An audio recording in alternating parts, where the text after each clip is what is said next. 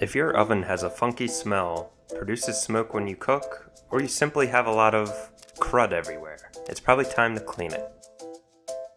If your oven has a self-cleaning feature, as this oven does, that can be a great option, but only if your oven is only slightly dirty. The self-cleaning function will use high temperatures, or sometimes even steam, depending on the model of the oven, to help incinerate or loosen crust and grease for an easy cleanup. However, if there is too much residue buildup, your oven's self-cleaning feature may not be able to handle it without potential risk of smoking, or worse, causing a fire. I'm going to walk you through how to clean your oven using baking soda and vinegar. Baking soda and vinegar will act as natural cleaning agents if you're concerned about using chemicals that may be potentially harmful to you or your stove. Even though the oven is black and it might be hard to see, there are some stains on the sides of the oven. The bottom can certainly use a good clean, and the racks have seen some better days. Before you get cleaning, be sure to read the owner's manual of your oven, and the labels of any cleaning products you may be considering ahead of time, to see what cleaning methods and products are right for your particular oven, and safe for you. For this method, you'll need baking soda, distilled white vinegar, a bucket, some paper towels, a spray bottle, a Mr. Clean Magic Eraser, a large bowl, an old pastry brush, and microfiber cloths. We're also going to wear some gloves and eye protection. Baking soda and vinegar could irritate your eyes or potentially irritate or dry out your skin. You'll find all the products that we used and recommend linked in the description below. So let's start by removing the racks and any other pans or accessories you may have stored in the oven, such as boiler pans or thermometers. Protect your floor in front of your oven using some paper towels or newspaper. This will save your floor from any nasty drips or spills coming from the oven as you clean. I swept out any loose debris that was sitting on the bottom of the oven. Now it's time to make our cleaning paste. Combine 1 cup of baking soda and about 2 tablespoons of water in a bowl to create a spreadable paste. Feel free to eyeball and adjust your mixture for more or less water. Not too thick, not too thin. Just a consistency that is good for spreading and adhering to all the surfaces. My paste was too dry and powdery, so I added about 4 more tablespoons to get my consistency to where I wanted it. Use your pastry brush, or your hands if you want, to spread the paste on every surface in the oven. Just focus on a nice, even coating. Avoid things like electrical heating elements, gas vents, and light bulbs.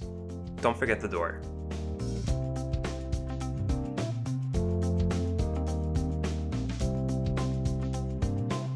And for this method, I'm going to close the door and wait 8 to 10 hours. For the racks, put them in a bathtub or large sink, and then spray them with distilled white vinegar. Then sprinkle them with dried baking soda. You will notice the mixture will start to foam, which is a good sign. You'll know the reaction between the baking soda and vinegar is working, which acts as a powerful cleaner. You'll actually hear sizzling if you listen close, from the baking soda and vinegar interacting. Once the foaming stops, fill your tub or sink with hot water until the racks are completely covered. I didn't have a drain plug handy, so I tried a little do-it-yourself hack where you just put a rag in a plastic bag and shove it down there. It worked great. You can see how quickly the water turns a murky brown from all the grime coming off the racks.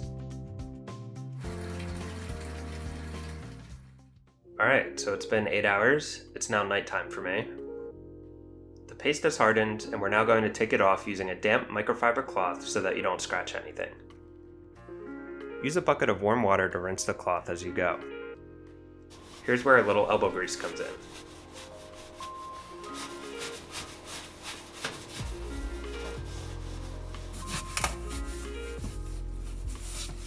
If there's any leftover grime or residue from the paste, spray some vinegar and use a little bit of baking soda to get that cleaning reaction going again.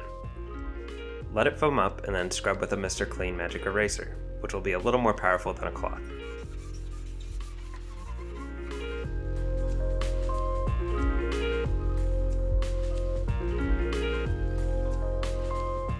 I noticed some sort of dry streaking happening here when I was rinsing off the mixture, so I gave it a few more rounds with the wet cloth, refilling the bucket with clean water each time.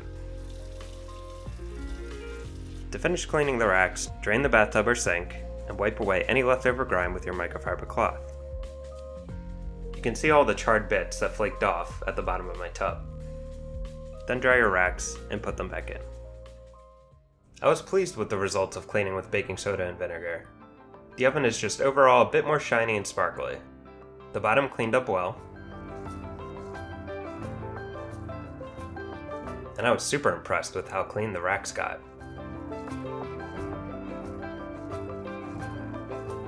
Unfortunately, we did still have some really tough stains on the walls that didn't quite buff out. But I think what I found the most satisfying was that gross, murky bucket of water from wiping out that baking soda paste. Now that is some cleaning power. Now that your oven is clean, here are a few tips to keep it clean longer. For one, don't overfill your baking dishes.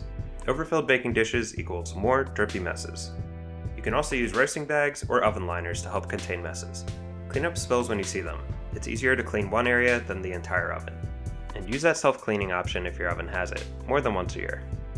Now, go forth and bake. If you're looking for any of the products we used in this video, use our links below. It won't cost you any extra, and we'll earn some money to help support more videos like this.